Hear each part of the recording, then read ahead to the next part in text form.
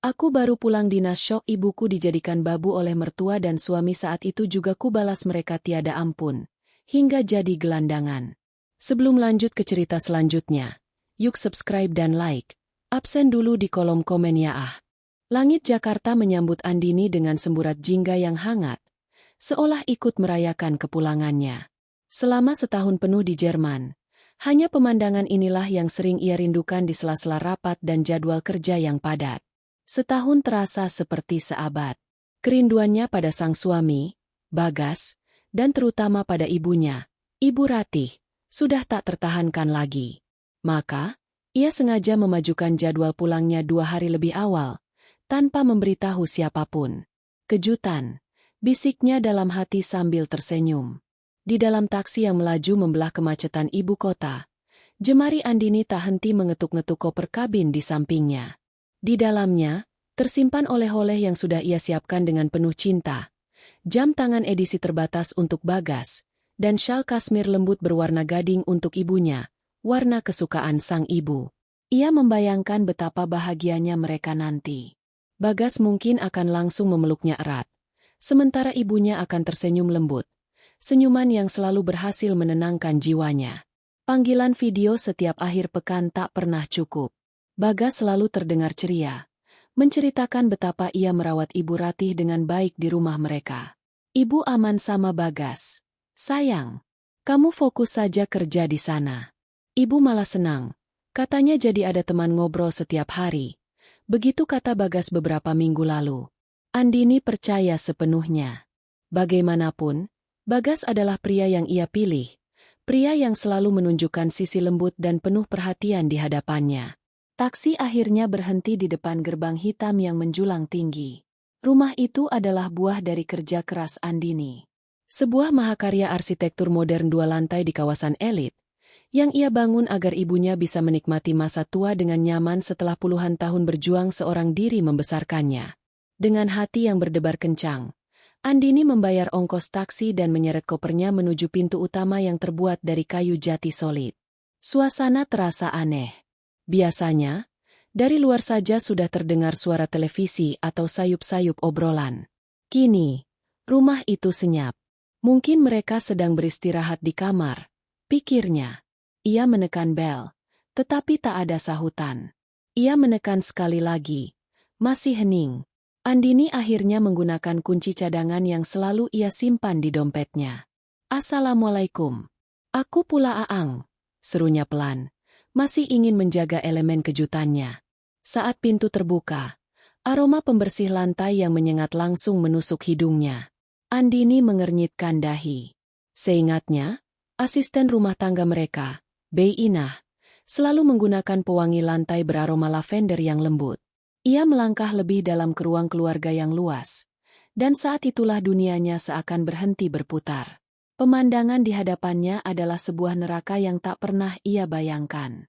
Di sana, di lantai marmer yang seharusnya berkilauan, ibunya, Ibu Ratih, sedang berlutut. Wanita yang paling ia muliakan di dunia itu tengah mengepel lantai dengan seember air keruh di sisinya. Pakaian yang dikenakan ibunya adalah daster tua yang warnanya sudah pudar. Rambutnya yang mulai memutih diikat seadanya, dan peluh membasahi pelipisnya. Di atas sofa kulit yang mahal, duduk dengan angkuh mertuanya, Ibu Wati, sambil mengamati kuku-kukunya yang baru dipoles.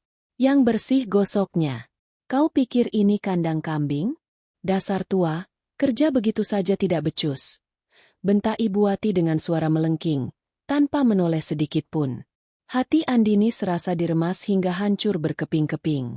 Napasnya tercekat di tenggorokan. Ini ibunya. Ibunya yang ia janjikan akan hidup seperti ratu di masa tuanya. Namun, siksaan itu belum berakhir. Matanya mencari-cari sosok Bagas, suaminya, pelindungnya. Dan ia menemukannya. Bagas sedang duduk di kursi santai tak jauh dari sofa. Asyik menggulir layar ponselnya dengan sebelah kaki diangkat ke atas meja. Ia sama sekali tidak terganggu dengan bentakan ibunya pada Ibu Ratih. Ia seolah tuli dan buta, seolah wanita yang sedang dihina dan diperbudak itu bukanlah ibu dari istrinya. Andini membeku di tempatnya. Koper yang ia genggam erat terlepas dari tangannya, menimbulkan suara gedebuk yang cukup keras. 3 pasang mata itu akhirnya menoleh ke arah sumber suara. Wajah Ibu Wati langsung pucat pasi. Bagas terlonjak kaget. Ponselnya nyaris jatuh dari genggaman.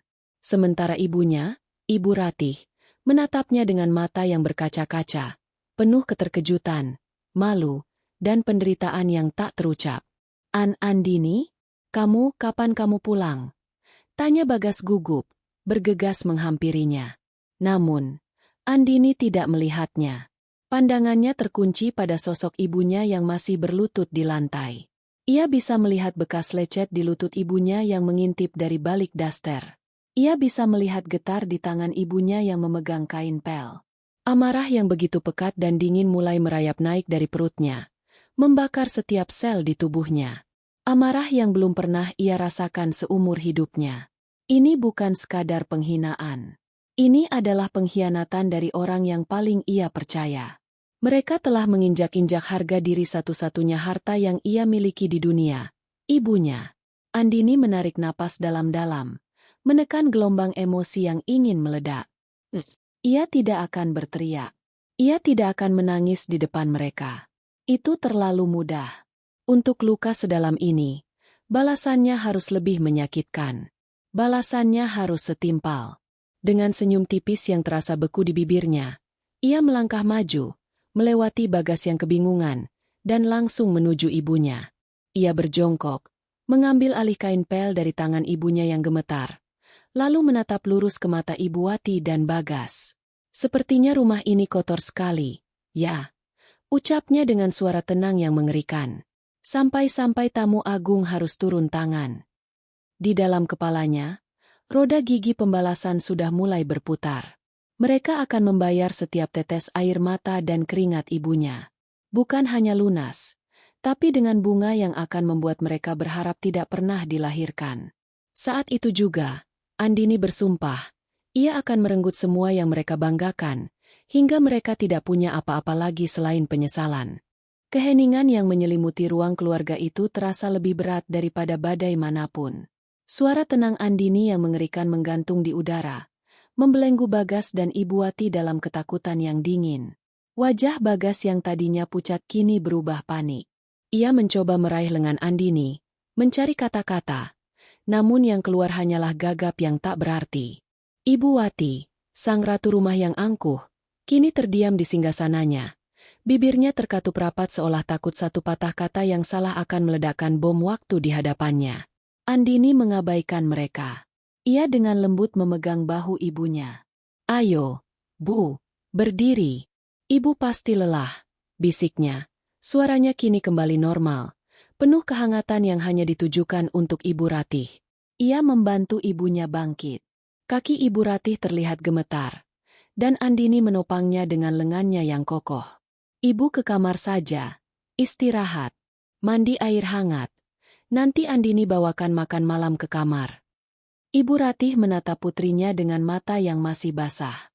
Ada rasa lega, malu, dan ketakutan yang bercampur aduk di sana. Tanpa berkata apa-apa, ia hanya mengangguk lemah dan membiarkan Andini menuntunnya menuju kamar tamu di lantai bawah. Kamar yang seharusnya menjadi singgasana kecil untuk ibunya, bukan sel seorang pesuruh. Setelah memastikan ibunya masuk ke kamar, Andini berbalik. Senyum beku itu kembali terpasang di wajahnya. Ia berjalan menuju dapur, membuka kulkas, dan melihat isinya yang hampir kosong. Hanya ada beberapa sayuran layu dan sisa makanan kemarin. "Kemana Bei Inah?" Pertanyaan itu berputar di benaknya, menambah satu lagi daftar pengkhianatan yang harus ia balas. "Bagas," panggilnya tanpa menoleh. Suaranya datar, tanpa emosi. "Aku lapar. Kita belum makan malam, kan? Tolong siapkan meja makan." Perintah itu, yang diucapkan dengan nada biasa, justru membuat Bagas merinding. Ini bukan Andini yang ia kenal. Andini yang ia kenal akan marah, akan berteriak, akan menangis. Wanita di hadapannya ini adalah orang asing yang dingin dan tak terbaca. Dengan canggung, Bagas dan Ibu Wati, yang akhirnya bangkit dari sofa, mulai bergerak seperti robot, menyiapkan piring dan gelas di meja makan. Suasana begitu tegang hingga suara denting sendok yang diletakkan di atas piring terdengar seperti lonceng kematian. Andini dengan cekatan memasak apa yang ada. Nasi goreng sederhana dengan telur mata sapi. Aroma bawang putih yang ditumis memenuhi udara, namun tak mampu mencairkan kebekuan di antara mereka. Setelah makanan siap, ia meletakkannya di tengah meja dan duduk dengan anggun di kursinya, seolah-olah ia baru saja pulang ke rumah yang normal dan bahagia. "Makanlah," katanya. Bagas dan Ibu Wati duduk dengan kaku. Mereka menyendok nasi ke piring tanpa nafsu. Selama beberapa menit, hanya ada suara sendok dan garpu yang beradu dengan piring. Andini memecah keheningan itu. "Jadi," mulainya sambil mengunyah perlahan. Matanya menatap lurus ke arah suaminya. "Bei Inah kemana?" "Cuti." Bagas nyaris tersedak. Ia melirik ibunya, mencari bantuan. Ibu Wati berdeham, mencoba mengembalikan wibawanya. "Bei Inah, dia minta berhenti. Dini, katanya mau pulang kampung, ada urusan keluarga." Jawabnya, mencoba terdengar seyakin mungkin. "Oh, ya? Kapan berhentinya?" Tanya Andini lagi. Nadanya tetap santai. "Sekitar 6 bulan yang lalu," sahut Bagas terbata-bata. 6 bulan. Jadi selama setengah tahun ibunya diperlakukan seperti ini. Hati Andini bagai disayat sembilu, namun ekspresinya tak berubah. Sayang sekali, padahal kerjanya bagus.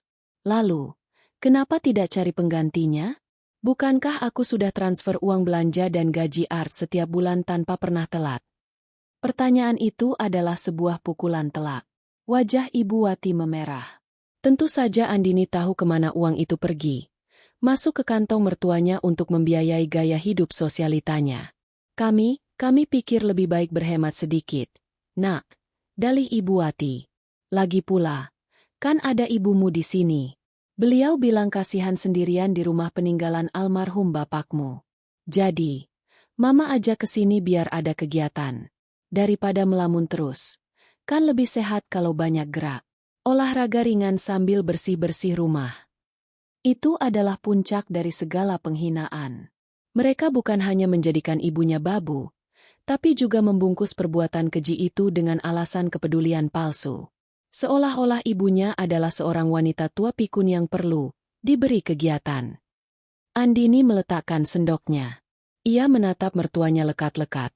Senyum tipisnya kini terlihat seperti seringai yang tajam.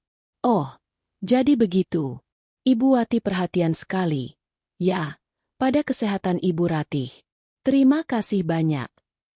Ucapan, "terima kasih," itu terdengar seperti kutukan. "Tapi sepertinya Ibu salah paham," lanjut Andini. "Saya membangun rumah ini bukan untuk tempat ibu saya berolahraga. Saya membangunnya agar beliau bisa istirahat. Kalau soal kesepian, saya bisa menyewa perawat atau teman untuk menemaninya. Bukan dengan cara menyerahkan kain pel dan sikat WC."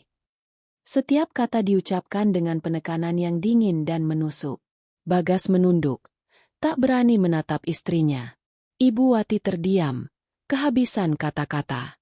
Makan malam berakhir dalam keheningan yang mencekam.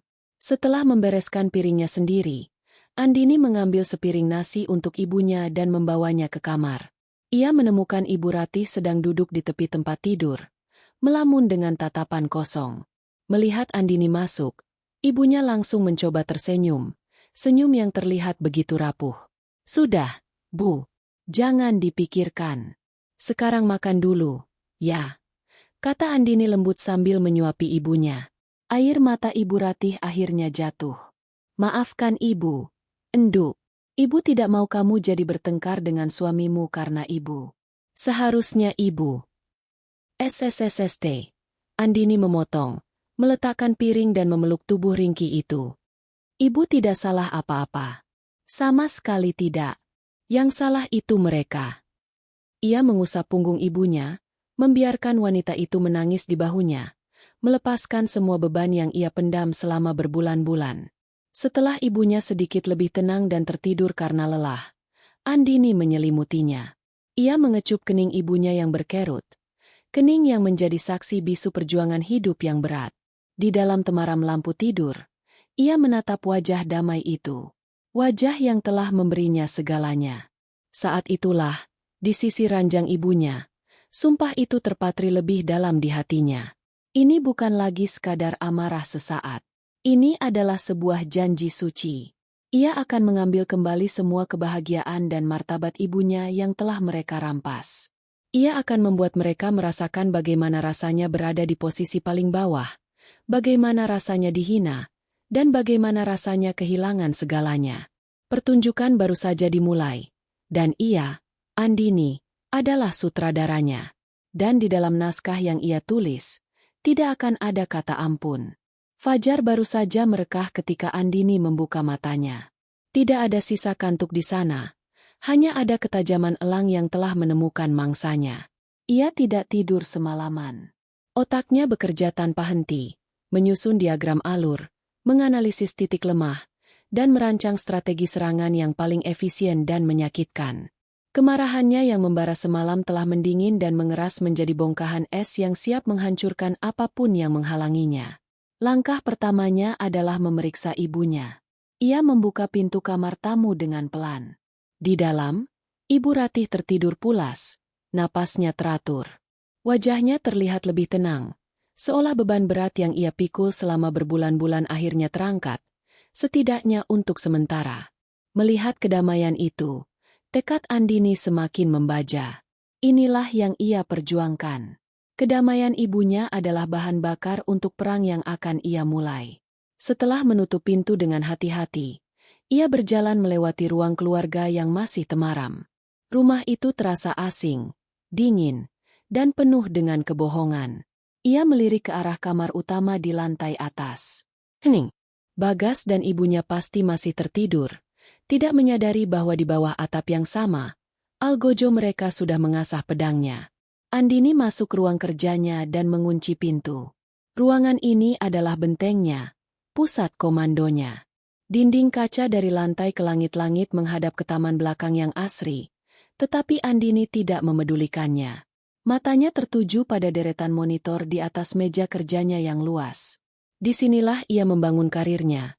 Disinilah ia menghasilkan pundi-pundi uang yang ironisnya telah dinikmati oleh para pengkhianat itu. Dan dari sinilah, ia akan meruntuhkan semuanya. Langkah pertama adalah yang paling mudah, memutus aliran dana pribadi. Dengan beberapa klik, ia membuka portal perbankan prioritasnya. Matanya dengan cepat memindai daftar rekening bersama, dana investasi, dan portofolio saham yang diatasnamakan Bagas, namun hampir seluruhnya didanai oleh bonus dan gajinya. Dulu, ia melakukan ini atas dasar cinta dan kepercayaan. Betapa naifnya ia. Jemarinya menari di atas keyboard dengan presisi mematikan. Klik. Rekening deposito bersama senilai miliaran rupiah dicairkan dan dipindahkan ke rekening pribadinya di bank yang berbeda. Klik. Seluruh unit reksadana premium yang ia beli sebagai hadiah ulang tahun untuk Bagas dijual. Klik. Portofolio saham di perusahaan-perusahaan teknologi yang sedang naik daun dilikuidasi. Dalam waktu kurang dari 15 menit, semua aset likuid yang bisa diaksesnya telah berpindah tangan. Ia meninggalkan rekening gaji Bagas dan beberapa rekening bersama dengan saldo minimal, cukup untuk biaya hidup sehari-hari, agar mereka tidak langsung curiga. Ini adalah perang gesekan, bukan serangan frontal. Setelah urusan pribadi selesai, saatnya beralih ke target yang lebih besar, pilar kesombongan Ibu Wati, yaitu perusahaan properti keluarga Bagas. Perusahaan itu memang milik keluarga suami, tetapi beberapa tahun terakhir sedang terengah-engah dan sangat bergantung pada suntikan dana dari investor luar. Dan Andini, dengan reputasinya yang cemerlang di dunia keuangan internasional, tahu persis siapa saja investor kunci mereka. Ia meraih ponselnya dan mencari sebuah nama, Pak Tirtayasa, seorang direktur di perusahaan modal Ventura besar yang menjadi penyokong utama proyek terbaru keluarga Bagas, sebuah kompleks apartemen mewah di pusat kota. Andini pernah bekerja sama dengannya dalam sebuah proyek di Singapura dan hubungan mereka sangat baik. Selamat pagi, Pak Tirta. Mohon maaf mengganggu di luar jam kerja. Ini Andini. Sapanya dengan suara profesional yang hangat. Di seberang telepon, suara Pak Tirta terdengar senang. Andini. Selamat datang kembali di tanah air. Saya dengar kamu sudah pulang. Bagaimana Jerman? Setelah basa-basi singkat, Andini langsung ke pokok permasalahan, membungkusnya dengan rapi seolah-olah ini adalah nasihat profesional biasa. Saya dengar perusahaan Bapak sedang mendanai proyek apartemen Waskita Property. Ya? Proyek suami saya. Betul sekali. Prospeknya terlihat sangat bagus. Jawab Pak Tirta. Mungkin dari luar terlihat begitu, Pak, kata Andini dengan nada serius. Tapi sebagai orang dalam, saya merasa punya kewajiban untuk memberitahu teman lama. Laporan keuangan internal mereka tidak seindah yang dipresentasikan. Ada beberapa pos pengeluaran janggal yang saya khawatirkan mengarah pada mismanajemen. Ditambah lagi, saya baru dapat info dari kolega di Jerman. Salah satu pemasok material utama dari Eropa yang mereka andalkan sedang diambang pilot. Ini bisa membuat proyek mandek berbulan-bulan dan biaya membengkak. Setiap kata yang diucapkan Andini adalah kebohongan yang dirancang dengan sempurna, dicampur dengan sedikit fakta agar terdengar meyakinkan. Tentu saja tidak ada masalah dengan pemasok material. Tapi Pak Tirta tidak perlu tahu itu. Keheningan sejenak di ujung telepon. Andini bisa membayangkan Pak Tirta, seorang investor kawakan yang sangat berhati-hati, mulai menimbang risikonya. Informasi yang sangat berharga. Dini, terima kasih sudah memberitahu. Saya akan segera meminta tim saya untuk melakukan audit ulang secara mendalam. Andini tahu apa arti audit ulang. Itu adalah cara halus untuk mengatakan, kami akan menarik diri. Misi berhasil. Proyek yang menjadi napas kehidupan perusahaan keluarga Bagas itu akan segera berhenti. Tepat ketika ia menutup telepon, pintu ruang kerjanya diketuk dengan panik. Sayang, Dini, buka pintunya. Suara Bagas terdengar cemas. Andini menarik napas, memasang kembali topeng istri yang perhatian, dan membuka pintu. Di hadapannya, Bagas berdiri dengan piyama kusut, memegang ponsel dengan tangan gemetar. Ada notifikasi dari bank, semua deposito kita hilang. Apa kita dirampok? Andini menatapnya dengan ekspresi khawatir yang dibuat-buat. Apa? Coba aku lihat. Ia mengambil ponsel Bagas, pura-pura terkejut. Oh, ini aku yang pindahkan, sayang. Kamu kenapa? Tanya Bagas, bingung. Aku dengar dari kolega-kolegaku, kondisi pasar global sedang tidak stabil. Aku takut nilai uang kita tergerus inflasi. Jadi, aku pindahkan sementara ke instrumen investasi yang lebih aman di luar negeri. Ini untuk melindungi masa depan kita, kok. Jelasnya dengan lancar, menggunakan jargon keuangan yang ia tahu Bagas tidak akan mengerti. Bagas, yang memang tidak pernah paham urusan keuangan, hanya bisa mengangguk-angguk lega. Oh, syukurlah. Kukira kenapa? Kamu bikin aku jantungan saja. Andini tersenyum. Makanya, serahkan saja urusan seperti ini padaku, ya. Saat Bagas kembali ke kamarnya dengan perasaan tenang, senyum di wajah Andini memudar, digantikan oleh seringai dingin. Tentu saja, sayang. Serahkan semuanya padaku, termasuk tiket menuju kehancuranmu. Langkah pertama telah berhasil. Fondasi istana pasir mereka sudah ia siram dengan air. Kini, ia hanya perlu menunggu ombak datang dan menyapunya hingga tak bersisa. Beberapa hari berlalu dalam ketegangan yang aneh. Di permukaan, semua tampak normal. Andini bersikap seperti istri yang baru pulang dari perjalanan dinas panjang. Ia memasak sarapan, menemani ibunya berjalan-jalan di taman, dan sesekali menanyakan pekerjaan Bagas. Namun di bawah permukaan itu, air bah sedang mengikis fondasi kehidupan Bagas dan Ibu Wati. Efek telepon Andini kepada Pak Tirtayasa datang lebih cepat dari yang diperkirakan. Pagi itu, saat mereka sedang sarapan, ponsel Bagas berdering tanpa henti. Di seberang sana, ayahnya, Pak Hartono, berteriak panik. Bagas, apa yang terjadi? Pak Tirta tiba-tiba mengirim email, menunda pencairan dana tahap kedua. Mereka mau ada audit ulang mendadak. Semua mandor di lapangan sudah menagih pembayaran. Kita bisa bangkrut.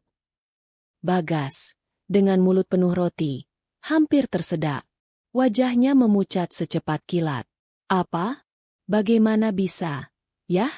Kemarin lusa presentasiku lancar-lancar saja. Ia melirik ke arah Andini, yang sedang dengan tenang mengoleskan selai roti untuk ibunya, seolah tidak mendengar apapun. Telepon itu hanyalah awal dari longsoran salju. Sepanjang hari, Bagas mondar-mandir di ruang keluarga seperti singa dalam kandang, ponsel menempel di telinga. Satu persatu, telepon dari investor kecil lainnya mulai berdatangan. Kabar tentang audit ulang dari investor utama telah menyebar seperti api, membuat semua orang panik dan menahan dana mereka.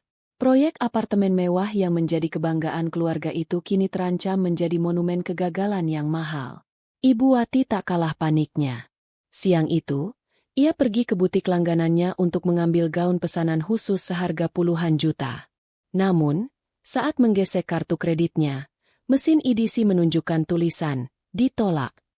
Ia mencoba kartu lain, hasilnya sama. Dengan wajah memerah karena malu di depan para pramuniaga yang menatapnya dengan aneh, ia menelepon Bagas.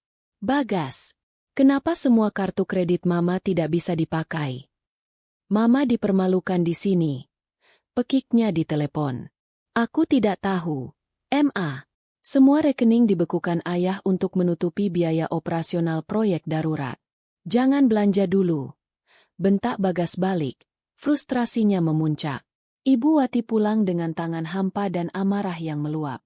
Ia melihat Andini sedang duduk santai di teras bersama ibunya, menyeruput teh melati sambil tertawa kecil. Pemandangan itu, yang seharusnya terlihat damai, kini tampak seperti sebuah ejekan bagi Ibu Wati. Andini, panggilnya dengan ketus. Kamu tidak lihat suamimu sedang pusing 7 keliling? Bisa-bisanya kamu bersantai di sini. Andini menoleh. Senyumnya masih belum pudar. Loh, memangnya kenapa? Ma? Bukankah urusan perusahaan itu tanggung jawab Bagas sebagai direktur? Saya kan hanya istri yang tidak tahu apa-apa. Jawabnya dengan nada polos yang dibuat-buat. Lagi pula, saya sedang menemani ibu. Kasihan kan, selama ini ibu pasti kurang istirahat. Sindiran halus itu tepat mengenai sasaran. Wajah Ibu Wati mengeras. Ia tidak bisa membantah tanpa membuka boroknya sendiri. Dengan geram, ia masuk ke dalam rumah, membanting pintu kamarnya. Andini menyesap tehnya lagi. Ia bisa merasakan getaran kepanikan mereka. Retakan pertama di dinding istana mereka sudah terlihat jelas. Ia sengaja tidak menawarkan bantuan apapun. Ia ingin mereka merasakan bagaimana rasanya berjuang sendirian, bagaimana rasanya cemas memikirkan uang, perasaan yang dulu sangat akrab dengan ibunya saat membesarkannya seorang diri. Malam harinya, Bagas pulang dengan wajah kuyu dan bahu yang merosot. Ia tampak seperti pria yang kalah perang. Ia menghampiri Andini yang sedang membaca buku di ruang kerja. Sayang, panggilnya lirih. Perusahaan sedang ada masalah besar. Para investor tiba-tiba menarik diri. Aku tidak tahu harus bagaimana lagi. Ia menatap Andini dengan tatapan memelas. Tatapan yang sama yang dulu membuatnya jatuh cinta. Tapi kini, tatapan itu hanya membuatnya muak. Aku butuh bantuanmu, lanjut Bagas. Kamu punya banyak kenalan penting di dunia keuangan. Mungkin kamu bisa bicara dengan mereka? Atau, mungkin kita bisa pakai dana investasi yang kamu amankan itu untuk sementara. Inilah yang ditunggu-tunggu Andini. Momen ketika mereka datang merangkak kepadanya, meminta pertolongan. Andini menutup bukunya perlahan. Ia menatap suaminya dengan ekspresi penuh simpati palsu. Tentu saja aku mau membantu, sayang. Tapi, apa ini tidak akan menjadi masalah dengan ayahmu? Bukankah beliau selalu bilang tidak mau ada campur tangan, orang luar, dalam bisnis keluarga? Bagas terdiam. Benar. Ayahnya sangat kolot dan selalu meremehkan kemampuan Andini, menganggapnya hanya beruntung. Dan soal dana investasi kita, tambah Andini, suaranya terdengar menyesal. Maaf sekali, sayang. Dana itu sudah aku kunci dalam sebuah instrumen lock-up period selama setahun. Tidak bisa ditarik sebelum jatuh tempo, Atau kita akan kena penalti yang sangat besar. Aku melakukan ini demi keamanan jangka panjang kita. Kebohongan sempurna lainnya. Tentu saja tidak ada lock-up period. Uang itu aman di rekeningnya. Siap digunakan untuk tahap selanjutnya dari rencananya. Wajah Bagas jatuh. Harapan terakhirnya pupus sudah. Ia terduduk lemas di sofa. Lalu, aku harus bagaimana? Andini bangkit, menghampirinya, dan mengusap punggungnya dengan lembut. Sentuhan itu terasa dingin dan kosong. Jangan khawatir. Kamu pasti bisa menyelesaikannya. Kamu kan laki-laki yang hebat. Bisiknya, kata-kata yang dulu tulus kini menjadi racun yang manis. Saat Bagas bersandar pasrah di bahunya, mencari kekuatan, Andini menatap ke dinding kosong di hadapannya. Di matanya, terpantul bayangan sebuah kerajaan yang mulai runtuh. Dan ia menikmati setiap detiknya. Langkah kedua akan segera ia jalankan, menghancurkan reputasi dan lingkaran sosial mereka. Karena bagi orang seperti Ibu Wati, kehilangan muka di depan teman-temannya akan lebih menyakitkan daripada kehilangan uang. Bagi Ibu Wati, status sosial adalah oksigen. Tanpa pujian, tanpa tatapan iri dari teman-temannya, ia merasa sesak napas. Dan panggung termegah untuk menghirup oksigen itu adalah arisan bulanan kelompok elitnya, yang kebetulan bulan ini akan diadakan di rumahnya. Meskipun keuangan keluarga sedang di ujung tanduk dan suaminya, Pak Hartono, sudah melarangnya untuk foya-foya, Ibu Wati bersikeras. Membatalkan arisan sama saja dengan mengakui kekalahan. Sebuah aib yang tidak bisa ia tanggung. Andini tahu betul soal ini. Ia melihat kegelisahan di wajah mertuanya. Kepanikan yang coba ditutupi dengan keangkuhan. Inilah kesempatan emasnya. Alih-alih menentang, Andini justru datang sebagai malaikat penolong. "Mama jangan khawatir soal arisan," katanya suatu sore dengan suara lembut. Saat melihat Ibu Wati sedang pusing menelepon beberapa vendor catering yang menolak pesanannya karena riwayat pembayaran yang buruk. "Anggap saja ini hadiah selamat datang kembali dari Andini. Biar Andini yang urus semuanya. Catering, dekorasi, hiburan. Mama tinggal duduk manis dan menjadi ratu sehari." Tawaran itu bagai oase di tengah gurun bagi Ibu Wati. Rasa curiganya seketika lenyap, digantikan oleh kelegaan dan sedikit rasa menang. Ia merasa menantunya ini akhirnya sadar diri dan kembali patuh. "Oh, benarkah, Dini? Kamu baik sekali," jawabnya dengan nada yang dibuat semanis mungkin. "Tentu, Ma. Apapun untuk nama baik keluarga kita," sahut Andini, menyembunyikan kilat dingin di matanya. Maka, dimulailah sebuah sandiwara besar. Andini menyewa sebuah event organizer paling eksklusif di kota, sebuah perusahaan cangkang yang baru ia dirikan 2 hari lalu, dijalankan oleh orang-orang kepercayaannya. Ia dan Ibu Wati sibuk berdiskusi tentang tema, warna, dan menu makanan. Ibu Wati, dengan semangatnya yang kembali membara, meminta tema Glamour Versailles dengan dress code emas dan putih. Andini menyetujui semuanya tanpa bantahan. "Oh, Ma," kata Andini di sela-sela persiapan, seolah baru teringat sesuatu. Andini punya beberapa kenalan baru, editor majalah gaya hidup dan beberapa social media influencer. Boleh tidak kalau Andini undang mereka? Sekalian untuk meliput betapa megahnya acara Mama. Biar semua orang tahu, keluarga kita masih yang nomor 1. Mata Ibu Wati berbinar-binar. Diliput oleh media. Itu adalah puncak impiannya. "Tentu saja boleh. Ide bagus. Dini, undang mereka semua," serunya, tidak menyadari bahwa ia baru saja mengundang para serigala ke pesta domba. Hari H pun tiba. Rumah megah itu disulap menjadi replika istana Prancis yang berkilauan. Bunga-bunga lili impor memenuhi setiap sudut. Alunan musik klasik dari pemain harpa profesional mengalun lembut, dan para pramusaji berseragam necis berlalu lalang membawa nampan berisi sampanye dan kaviar. Ibu Wati berdiri di pintu masuk, mengenakan gaun emas yang gemerlapan, menyambut tamu-tamunya dengan senyum paling angkuh yang pernah ia pasang. Ia merasa seperti Ratu Marie Antoinette di puncak kejayaannya. Para tamu, yang terdiri dari istri-istri pejabat dan pengusaha kaya, berdecak kagum. Mereka saling berbisik, memuji, ketegaran, keluarga Waskita yang meski diterpa gosip miring soal bisnis, masih bisa mengadakan pesta semewah ini. Ibu Wati mabuk kepayang oleh pujian. Andini, dengan gaun putih yang sederhana namun elegan, memainkan perannya sebagai menantu yang berbakti dengan sempurna. Ia memastikan gelas mertuanya tak pernah kosong dan selalu mendampinginya, tersenyum pada setiap tamu. Ibu Ratih, ibunya, sengaja ia minta untuk beristirahat di kamar. Ia tak ingin ibunya menyaksikan pembantaian yang akan terjadi.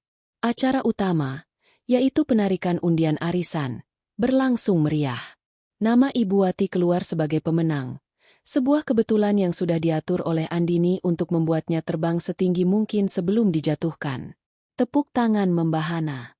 Ibu Wati naik ke panggung kecil yang telah disiapkan, memberikan pidato kemenangan yang penuh dengan bualan tentang kesuksesan dan kemakmuran keluarganya. Saat itulah serangan dimulai. Ketika para pramusaji menyajikan hidangan penutup, sebuah mousse coklat dengan serpihan emas yang bisa dimakan, mereka juga meletakkan sebuah amplop kecil berwarna gading di samping setiap piring. Para tamu mengira itu adalah kartu ucapan terima kasih. Namun, saat dibuka, isinya bukanlah kata-kata manis. Di dalam setiap amplop, terdapat selembar kartu yang dicetak indah. Di atasnya, tercetak data-data yang mengejutkan, disajikan dalam bentuk infografis yang elegan. Di kartu milik Ibu Suryo, tercetak rincian tagihan kartu kreditnya yang membengkak hingga miliaran rupiah di berbagai bank. Di kartu milik Ibu Halim, ada salinan akta tanah properti di puncak yang ternyata bukan atas nama suaminya, melainkan atas nama seorang wanita muda tak dikenal. Di kartu milik Ibu Ijoyo, ada bagan yang menunjukkan aliran dana dari perusahaan suaminya ke rekening-rekening di luar negeri yang terindikasi sebagai praktik pencucian uang. Dan yang paling brutal, di kartu milik para investor kecil yang juga hadir, serta para jurnalis yang diundang Andini, tercetak ringkasan laporan keuangan internal Waskita Properti yang bocor, menunjukkan kerugian masif dan utang yang menumpuk. Di bawahnya, ada tulisan provokatif. Masih yakin investasi Anda aman? Suasana pesta seketika berubah. Bisik-bisik pujian berganti menjadi desas-desus penuh tuduhan. Wajah-wajah yang tadinya tersenyum kini pias dan penuh amarah. Ibu Suryo nyaris pingsan. Suami Ibu Halim, yang kebetulan hadir, langsung disidang oleh istrinya di pojok ruangan. Kekacauan meledak. Pesta yang tadinya megah kini berubah menjadi pasar malam yang ricuh. Ibu Wati berdiri membeku di atas panggung. Mikrofon masih di tangannya. Ia melihat kerajaannya hancur berkeping-keping di depan matanya. Teman-temannya, yang beberapa menit lalu memujinya, kini menatapnya dengan tatapan jijik dan pengkhianatan. Mereka bergegas pergi, meninggalkan pesta tanpa pamit, seolah melarikan diri dari wabah penyakit. Para jurnalis dan influencer tidak pergi. Mereka sibuk mengabadikan momen itu. Jari-jari mereka menari di atas layar ponsel, menyebarkan berita kehancuran sosial Ibu Wati secara real-time. Di tengah kekacauan itu, Andini menghampiri mertuanya yang masih mematung. Ia memasang wajah paling panik dan bingung. "Mama, apa yang terjadi? Siapa yang melakukan ini semua? Ini sabotase." Namun, Ibu Wati tidak lagi mendengar. Dunianya telah runtuh. Reputasinya, harga dirinya, oksigennya, telah direnggut paksa. Ia hanya bisa menatap kosong ke ruang pesta yang kini porak-poranda, dipenuhi sisa-sisa kemewahan palsu. Panggung sandiwaranya telah berakhir dengan tragedi, dan ia adalah satu-satunya aktris yang tersisa, dipermalukan di bawah sorotan lampu yang kejam. Keheningan yang mengikuti badai seringkali lebih menakutkan daripada badai itu sendiri. Di ruang tamu yang tadinya gemerlapan, kini yang tersisa hanyalah puing-puing kehancuran. Gelas-gelas sampahnya tergeletak pecah, makanan-makanan mahal terinjak-injak di karpet Persia, dan bunga-bunga lili yang layu tampak seperti karangan bunga di atas sebuah makam. Makam reputasi keluarga Waskita. Ibu Wati masih terduduk di sofa. Gaun emasnya kini terlihat kusam dan kusut. Riasan mahalnya luntur oleh air mata, menciptakan alur-alur hitam di pipinya yang pucat. Ia menatap kosong ke depan, tatapannya hampa, seolah jiwanya telah ikut pergi bersama para tamu yang melarikan diri. Saat itulah pintu depan terbuka dengan kasar. Pak Hartono dan Bagas masuk. Wajah mereka tegang. Mereka baru saja pulang dari pertemuan darurat yang gagal total untuk meyakinkan sisa-sisa investor. Namun, pemandangan yang menyambut mereka jauh lebih buruk dari kegagalan bisnis manapun. "Apa-apaan ini?" raung Pak Hartono. Suaranya menggema di ruangan yang sunyi. Matanya menyapu kekacauan itu. Lalu berhenti pada istrinya yang seperti patung tak bernyawa. "Wati, apa yang sudah kamu lakukan?" Bagas segera menghampiri ibunya. Mama tidak apa-apa? Apa yang terjadi?" Sebelum Ibu Wati bisa menjawab, ponsel Pak Hartono berdering. Lalu ponsel Bagas. Lalu dering itu seolah tak berhenti. Datang dari berbagai sudut ruangan. Ponsel-ponsel milik para tamu yang tertinggal dalam ketergesaan mereka. Di layar-layar yang menyala itu, notifikasi dari portal berita online dan media sosial bermunculan dengan judul-judul yang kejam. Skandal arisan elit. Borok para sosialita terbongkar di pesta mewah. Waskita properti di ambang kolaps. Data keuangan bocor di tengah pesta glamor. Video amatir. Detik-detik kekacauan di kediaman pengusaha Hartono Waskita. Dunia mereka terbakar. Dan seluruh kota menontonnya secara langsung. Andini muncul dari dapur. Membawa segelas air hangat. Ia mengenakan piyama sederhana. Wajahnya bersih tanpa riasan. Tampak seperti satu-satunya jangkar kewarasan di tengah lautan kegilaan itu. "Ayah, Bagas, syukurlah kalian sudah pulang," katanya dengan suara yang tenang namun syarat kekhawatiran. "Mama syok berat. Tadi ada yang menyabotase acara." Ia kemudian menceritakan versi ceritanya. Tentang amplop-amplop misterius. Tentang bagaimana semua orang tiba-tiba panik dan saling menuduh. Ia melukiskannya sebagai sebuah serangan dari luar yang keji dan tak terduga. "Pasti ini ulah keluarga Suryo," teriak Pak Hartono, menunjuk pada salah satu nama yang menjadi korban di amplop itu, yang kebetulan adalah saingan bisnis terberatnya. "Mereka ingin menghancurkan kita." Andini diam-diam tersenyum dalam hati. Umpannya dimakan. Dengan mengorbankan rahasia beberapa orang, ia telah menciptakan kambing hitam yang sempurna, mengalihkan semua kecurigaan dari dirinya. Sementara Pak Hartono sibuk mengumpat dan menelepon pengacaranya, Bagas mencoba menenangkan ibunya. Tapi Ibu Wati hanya menggeleng lemah. "Habis sudah, Gas. Habis sudah. Muka Mama mau ditaruh di mana?" Isaknya lirih. Ini adalah pukulan yang tak bisa ia tangani.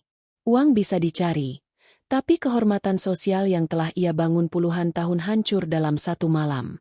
Di hari-hari berikutnya, rumah itu terasa seperti zona perang dingin. Tidak ada lagi tawa atau obrolan. Setiap orang berjalan dengan amarah dan keputusasaan yang tertahan. Pak Hartono mengurung diri di ruang kerja, mencoba menyelamatkan apapun yang tersisa dari bisnisnya, namun usahanya sia-sia.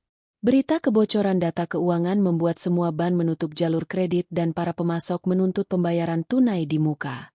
Perusahaan itu lumpuh total. Ibu Wati tidak pernah keluar dari kamarnya. Ia menolak makan, menolak bicara. Ratu sosialita itu kini menjadi seorang pertapa yang kalah. Para pelayan, yang gajinya sudah telat dibayar, mulai bekerja setengah hati. Rumah yang dulu terawat itu perlahan menjadi kotor dan suram. Di tengah semua itu, hanya Andini dan ibunya, Ibu Ratih, yang tampak tenang. Suatu sore, saat Andini sedang menyuapi ibunya di taman belakang, Ibu Ratih menatap putrinya dengan tatapan cemas. "Enduk, apa ini tidak keterlaluan? Ibu lihat mereka semua sangat menderita," kata Ibu Ratih pelan. Hatinya yang lembut merasa iba, meskipun ia adalah korban utama dari kekejaman mereka. Andini meletakkan sendoknya. Ia menggenggam tangan ibunya yang keriput. "Bu, penderitaan mereka sekarang ini belum ada apa-apanya dibandingkan penderitaan ibu selama berbulan-bulan di sini. Mereka merampas harga diri ibu, menjadikan ibu pesuruh di rumah menantu ibu sendiri. Ini bukan lagi soal balas dendam, Bu. Ini soal keadilan. Mereka harus belajar bahwa setiap perbuatan ada konsekuensinya." Tekad di mata Andini membuat Ibu Ratih terdiam. Ia tahu putrinya tidak akan berhenti. Malam itu, Bagas mendatangi kamar Andini. Ia tidak lagi memiliki keangkuhan seorang anak manja. Yang ada hanyalah seorang pria yang hancur. Matanya merah dan bengkak. Bahunya terkulai kalah. "Dini," bisiknya. Suaranya serak. "Aku gagal. Aku gagal menjaga perusahaan ayah. Aku gagal melindungi mama. Aku tidak tahu lagi harus berbuat apa." Ia jatuh berlutut di depan Andini, membenamkan wajahnya di pangkuan istrinya dan menangis terseduh-seduh. Ini adalah pertama kalinya Andini melihatnya menangis sejak mereka menikah. Dulu, pemandangan ini mungkin akan menghancurkan hatinya. Tapi sekarang, ia hanya merasakan kepuasan yang dingin. Andini membelai rambut Bagas dengan gerakan yang lambat dan terukur. Tidak ada kehangatan dalam sentuhannya. "SSST tidak apa-apa, sayang," bisiknya. "Semua akan baik-baik saja. Aku ada di sini untukmu." Bagas memeluknya lebih erat, mencari perlindungan, tidak menyadari bahwa ia sedang memeluk sumber dari segala kehancurannya. Di atas kepala suaminya yang menangis, mata Andini menatap lurus ke depan, dingin dan tanpa emosi. Tembok luar istana mereka telah runtuh. Reputasi dan keuangan hancur. Kini saatnya ia menghancurkan benteng terakhir mereka dari dalam, ikatan keluarga dan kewarasan mereka. Penderitaan mereka baru saja dimulai. Rumah megah itu kini telah menjadi penjara bisu. Hari-hari berlalu dalam keheningan yang menyesakan, hanya dipecah oleh suara jam tua di lorong yang berdetak seperti hitungan mundur menuju kiamat. Para pelayan sudah pergi satu persatu, tak tahan dengan gaji yang tak kunjung dibayar dan suasana rumah yang mencekam. Debu mulai melapisi perabotan mahal, dan taman yang dulu asri kini meranggas tak terurus. Kehancuran finansial dan sosial itu kini merayap masuk, menggerogoti fisik rumah itu sendiri. Di tengah pembusukan ini, Andini bergerak seperti hantu yang tenang. Ia menjadi satu-satunya pilar yang seolah masih kokoh. Ia merawat Ibu Wati yang kini lebih banyak melamun, memasak makanan sederhana untuk Pak Hartono yang tensinya terus melonjak, dan menjadi sandaran bagi Bagas yang jiwanya telah remuk. Namun, di balik setiap tindakan kepeduliannya, ia menaburkan benih-benih racun perpecahan. "Sayang, kamu sudah bekerja terlalu keras," bisiknya pada Bagas suatu malam, sambil memijat pelipis suaminya yang berdenyut.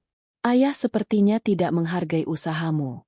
Beliau terus menyalahkanmu atas segalanya, padahal kamu sudah melakukan yang terbaik." Bagas, yang kelelahannya sudah mencapai batas, menyandarkan kepalanya di bahu Andini. "Aku tidak tahu lagi, Din. Apapun yang kulakukan, di mata ayah aku selalu salah." "Bukan salahmu."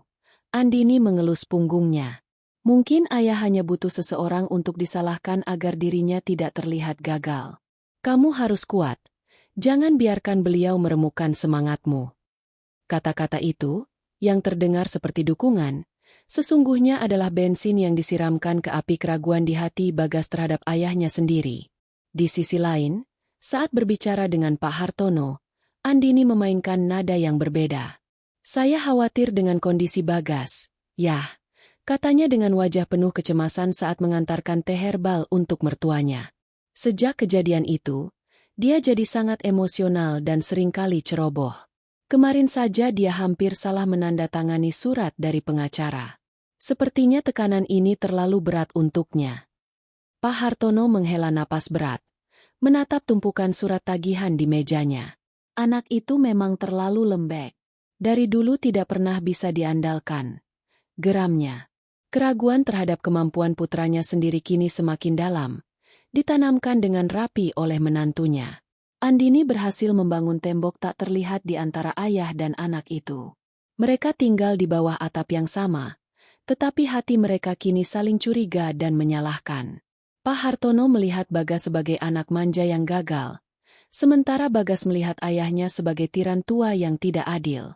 Mereka berdua, dalam keputusasaan masing-masing, hanya melihat Andini sebagai satu-satunya sekutu. Setelah merasa perpecahan itu cukup matang, Andini melancarkan serangan pamungkasnya. Ia menyewa seorang konsultan hukum, gadungan, seorang aktor bayaran yang telah ia latih dengan baik, untuk datang ke rumah. "Ayah, Bagas." Panggil Andini dengan nada serius, mengumpulkan keduanya di ruang kerja yang suram. Ini Pak Budi, konsultan hukum yang saya minta untuk membantu kita. Saya rasa, kita harus mulai memikirkan cara untuk melindungi aset-aset yang tersisa sebelum semuanya disita oleh bank.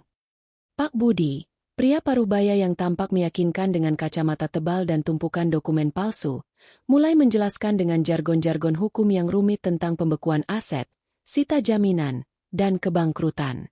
Ia melukiskan skenario terburuk di mana mereka tidak hanya akan kehilangan rumah, tetapi juga akan dikejar utang seumur hidup. Pak Hartono dan Bagas, yang awam hukum, hanya bisa menatap dengan wajah pias. Lalu, apa yang bisa kita lakukan? Tanya Pak Hartono dengan suara bergetar. Disinilah Andini masuk sebagai sang penyelamat. Pak Budi menyarankan sebuah strategi legal yang cukup berisiko. Tapi mungkin ini satu-satunya jalan kita, katanya perlahan. Kita bisa membuat sebuah surat kuasa dan wasiat baru. Sebagian besar aset pribadi ayah yang belum tersentuh, seperti rumah ini, beberapa bidang tanah, dan simpanan pribadi, dialihkan sementara atas nama saya. Bagas mengerutkan kening. Atas namamu? Kenapa? Karena saya bukan waskita, jawab Andini dengan cepat, menatap lurus ke mata suaminya. Para kreditur mengejar nama waskita. Aset atas nama saya tidak akan langsung terhubung dengan utang perusahaan. Ini hanya sementara, tentu saja. Begitu badai ini berlalu, semua akan dikembalikan lagi. Ini seperti menitipkan barang berharga kita di tempat yang paling aman, tempat yang tidak akan dicurigai oleh para perampok. Logika itu terdengar masuk akal bagi orang-orang yang sedang panik. Pak Budi si konsultan gadungan mengangguk-angguk setuju, menambahkan beberapa istilah hukum lagi untuk memperkuat argumen Andini. Pak Hartono ragu. Menyerahkan seluruh sisa hartanya ke tangan menantunya adalah sebuah pertaruhan besar. Melihat keraguan itu, Bagas yang sudah sepenuhnya berada di pihak Andini, angkat bicara. Ayah, ini satu-satunya kesempatan kita. Andini benar. Siapa lagi yang bisa kita percaya sekarang? Dia satu-satunya yang masih berjuang untuk kita. Dorongan dari putra satu-satunya itu menjadi paku terakhir. Dengan tangan gemetar, diliputi oleh kelelahan, tekanan, dan rasa putus asa, Pak Hartono menandatangani tumpukan dokumen yang disodorkan Pak Budi. Dokumen-dokumen itu, yang ia kira adalah surat kuasa sementara, sesungguhnya adalah akta jual beli dan surat hibah permanen. Ia baru saja menjual dan memberikan sisa-sisa kerajaannya kepada Andini dengan harga 0 rupiah. Setelah konsultan hukum itu pergi, Andini memegang map berisi dokumen-dokumen itu. Ia menatap tanda tangan Pak Hartono yang tertera di sana. Tanda tangan yang telah menyerahkan kunci terakhir dari istana mereka. Terima kasih atas kepercayaan ayah dan kamu, Mas. Ucapnya dengan suara yang terdengar tulus. Malam itu, saat Bagas dan ayahnya tidur dengan sedikit perasaan lega karena merasa telah menemukan jalan keluar, Andini berdiri di balkon kamarnya. Ia menatap rumah besar yang gelap di bawahnya. Rumah itu, beserta isinya, kini adalah miliknya. Ia telah merebut benteng terakhir mereka bukan dengan paksaan, tetapi dengan bisikan racun dan pena mereka sendiri. Kemenangan total sudah di depan mata. Seminggu berlalu dalam ilusi kelegaan yang rapuh. Pak Hartono dan Bagas, yang telah menyerahkan nasib mereka ke tangan Andini, mulai bernapas sedikit lebih lega.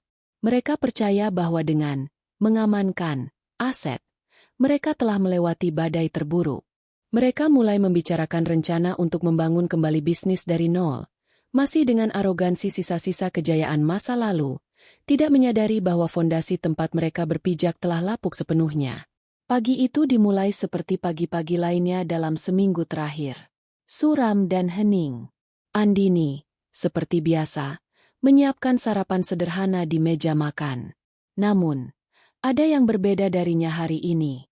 Wajahnya tidak lagi menampilkan topeng kepedulian atau kekhawatiran. Wajahnya bersih, dingin, dan setenang danau di puncak gunung, indah namun membekukan. Ibunya, Ibu Ratih, sudah duduk di salah satu kursi, mengenakan pakaian terbaiknya, tampak sehat dan segar. Ketika Pak Hartono, Ibu Wati, dan Bagas turun dan duduk di meja makan, mereka merasakan atmosfer yang ganjil. "Dini, ada apa?" tanya Bagas, merasakan firasat buruk.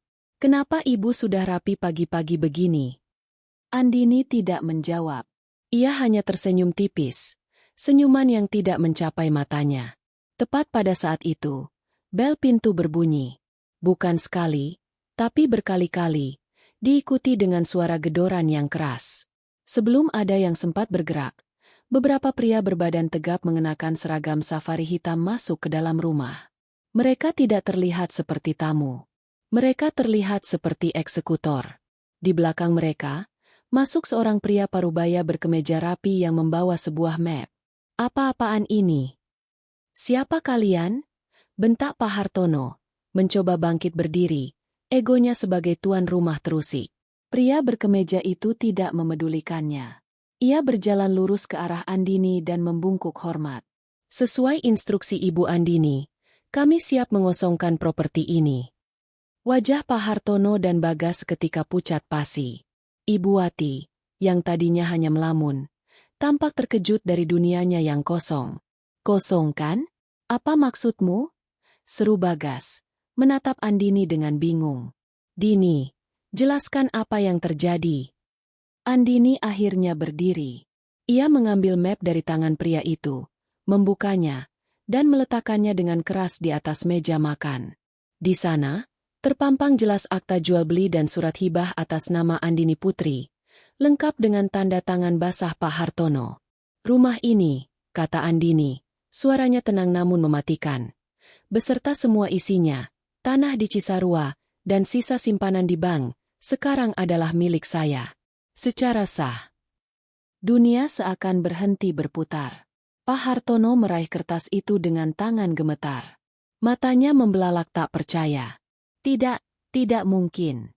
Ini penipuan. Kamu menipu kami." "Menipu?" Andini tertawa. Tawa dingin yang menggema di ruangan itu. "Apakah saya menodongkan pistol ke kepala ayah saat menandatanganinya?" "Ayah memberikannya secara sukarela. Mas Bagas bahkan mendukungnya. Kalian menyebutnya kepercayaan, bukan?" Bagas mundur selangkah, seolah baru saja ditampar. Wajahnya penuh kengerian saat kepingan-kepingan puzzle itu menyatu di benaknya. Perhatian Andini, dukungannya, idenya yang cemerlang. Semuanya adalah bagian dari sebuah rencana besar yang keji. "Kenapa, Dini? Kenapa kamu lakukan ini pada kami? Pada keluargamu sendiri?" Isaknya, hatinya hancur berkeping-keping. Disinilah topeng Andini terlepas sepenuhnya. Wajahnya mengeras. Matanya berkilat penuh kebencian yang telah ia pendam selama berbulan-bulan. "Keluarga," desisnya. "Saat kalian menjadikan ibu saya, seorang wanita yang seharusnya kalian hormati sebagai besan, sebagai babu di rumah ini, apakah kalian menganggap kami keluarga? Saat Ibu Wati menyiramnya dengan air pel karena lantainya kurang bersih, apakah itu perlakuan untuk keluarga?" Ia menunjuk Ibu Wati yang gemetar ketakutan. "Saat Mas Bagas, suami saya, hanya diam saja melihat ibunya diperlakukan seperti binatang, apakah itu cara seorang suami melindungi keluarga istrinya?" Lalu ia menatap tajam ke arah Pak Hartono. "Dan Anda, Tuan Hartono Waskita yang terhormat, Anda tahu semua itu terjadi di bawah atap rumah Anda, dan Anda tidak melakukan apa-apa. Kalian semua menikmati penderitaan ibu saya. Kalian pikir saya akan melupakannya?" Napas Andini terengah-engah. Setiap kata adalah luapan amarah dan sakit hati yang telah lama terkurung. "Saya kembali dari tugas saya. Lelah, rindu rumah. Dan apa yang saya temukan? Ibu saya kurus kering, tangannya kasar, dan matanya penuh ketakutan. Di rumah menantunya sendiri. Saat itu juga saya bersumpah. Saya akan mengambil semuanya dari kalian. Bukan hanya uang kalian, tapi harga diri kalian, keangkuhan kalian. Saya akan membuat kalian merasakan bagaimana rasanya menjadi tidak berdaya, bagaimana rasanya diinjak-injak." Pak Hartono mencengkeram dadanya. Wajahnya memerah padam, napasnya tersengal-sengal. "Kamu anak iblis." "Ayah, Teriak Bagas panik saat melihat ayahnya terhuyung-huyung. Andini tetap tak bergeming. Bawa dia ke rumah sakit kalau perlu. Tapi setelah itu, jangan pernah kembali ke sini. Ia menoleh ke kepala keamanan. Beri mereka waktu 30 menit untuk mengemasi barang-barang pribadi mereka. 1 koper untuk setiap orang. Tidak lebih. Setelah itu, usir mereka keluar dari gerbang. Andini, jangan. Bagas jatuh berlutut, memeluk kaki Andini. Aku mohon, Dini, maafkan kami. Maafkan aku. Jangan lakukan ini. Andini menatap ke bawah, pada pria yang pernah ia cintai, tanpa sedikit pun rasa iba. Permintaan maafmu sudah tidak ada artinya. Mas, sudah terlambat. Ia menarik kakinya dengan kasar. 30 menit itu adalah neraka. Di bawah tatapan dingin para petugas keamanan, keluarga Waskita yang agung berlarian panik di dalam istana mereka sendiri, mencoba memasukkan sisa-sisa hidup mereka ke dalam sebuah koper. Lukisan mahal, perhiasan, dan barang-barang mewah lainnya kini tak ubahnya sampah yang tak bisa mereka bawa. Yang bisa mereka selamatkan hanyalah beberapa helai pakaian dan album foto kenangan.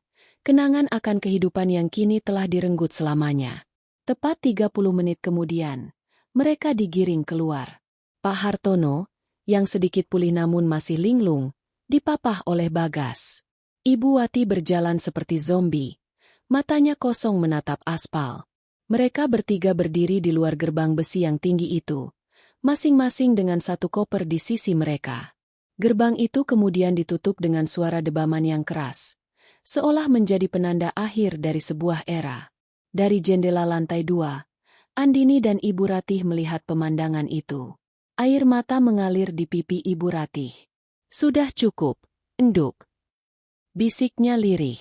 Andini memeluk ibunya dari belakang. Sudah, Bu. Sudah selesai. Ia menatap 3 sosok menyedihkan di seberang jalan. Mantan suami dan mertuanya. Orang-orang yang pernah memegang dunia di telapak tangan mereka, kini berdiri di pinggir jalan, bingung dan tanpa tujuan. Mereka telah resmi menjadi gelandangan. Balas dendamnya telah tuntas. Dingin, sempurna, dan tanpa ampun. Setelah berhasil mendapatkan bagian terakhir dari peta, Arion dan Lira tidak membuang waktu. Mereka meninggalkan hiruk-pikuk kota pedagang gantung saat fajar baru saja menyingsing, meninggalkan gemerlap lampion dan jalanan yang ramai di belakang mereka. Udara pagi yang sejuk terasa segar setelah berhari-hari berada di tengah keramaian. Peta yang kini lengkap terbentang di atas sebuah batu besar, menunjukkan tujuan mereka selanjutnya. Sebuah jalur terjal yang membelah pegunungan Patah Hati. Nama pegunungan itu sudah cukup untuk membuat bulu kuduk merinding.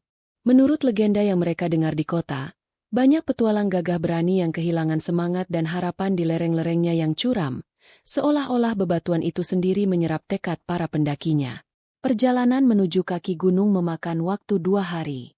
Lanskap perlahan berubah dari perbukitan hijau menjadi dataran tandus yang didominasi oleh bebatuan kelabu. Semakin dekat mereka, semakin terasa aura aneh yang menyelimuti pegunungan itu.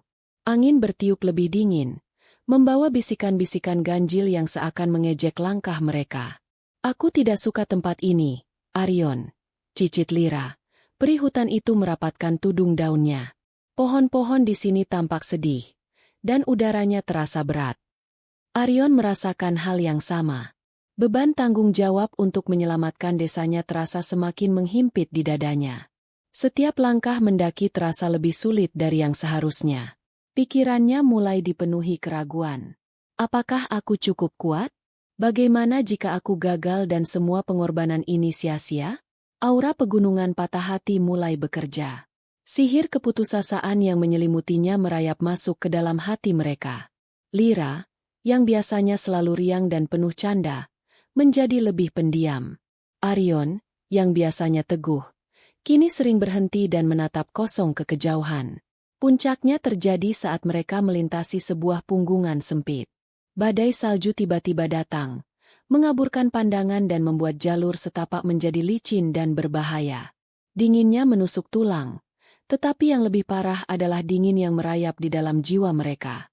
Kita tidak akan berhasil, desah Arion, Lututnya gemetar karena lelah dan putus asa. Ia tergelincir dan jatuh terduduk di tumpukan salju. Untuk sesaat, ia berpikir untuk menyerah saja, membiarkan salju menelan dirinya.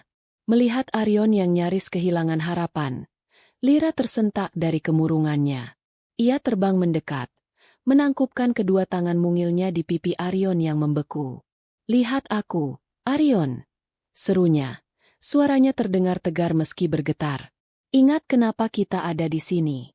Ingat wajah-wajah orang di desamu. Ingat janji kita.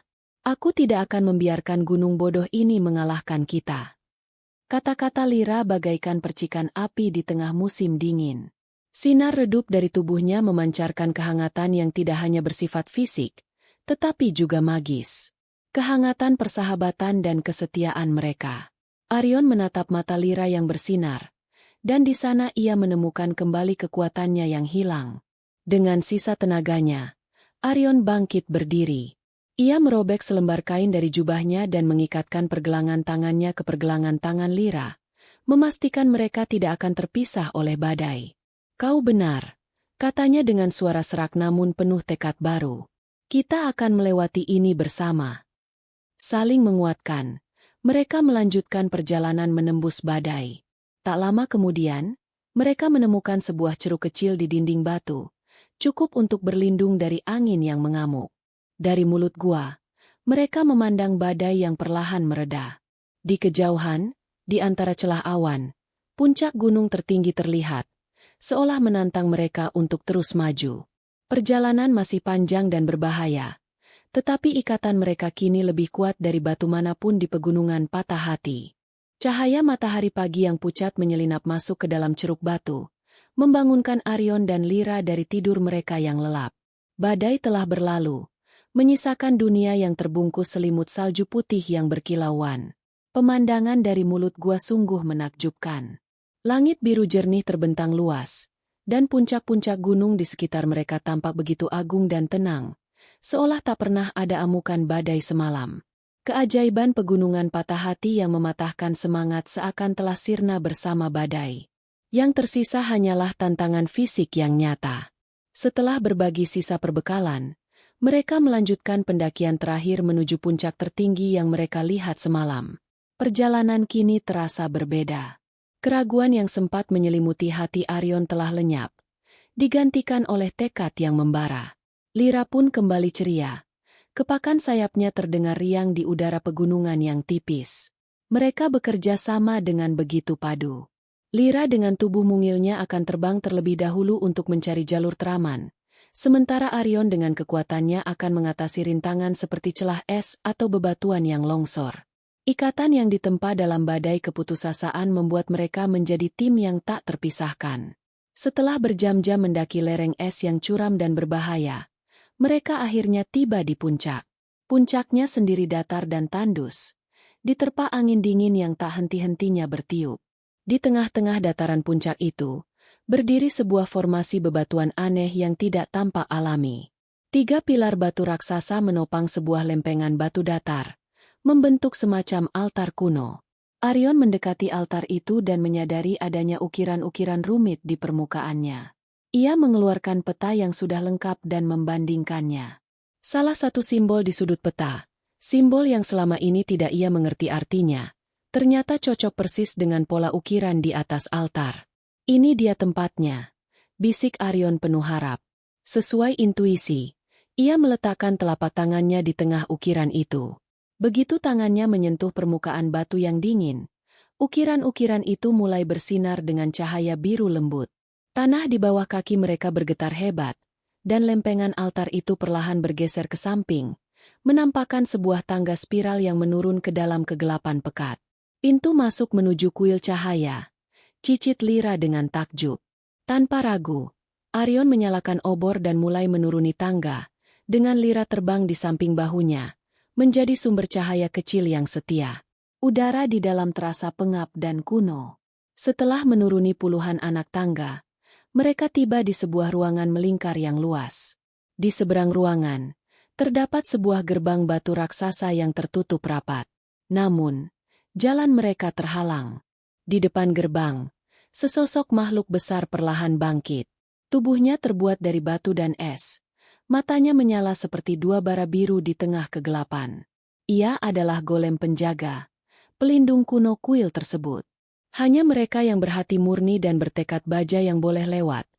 Suara golem itu menggema di seluruh ruangan, terdengar seperti gesekan batu raksasa. Buktikan kelayakan kalian. Golem itu tidak langsung menyerang. Ia mengangkat tangannya yang besar, dan di hadapannya muncul 3 buah tumpuan batu. Di atas setiap tumpuan, sebuah pertanyaan dalam bentuk teka-teki muncul dalam tulisan bercahaya. Ini bukanlah pertarungan kekuatan, melainkan pertarungan kecerdasan dan hati. Arion dan Lyra saling berpandangan. Ujian terakhir untuk mendapatkan kristal cahaya telah dimulai.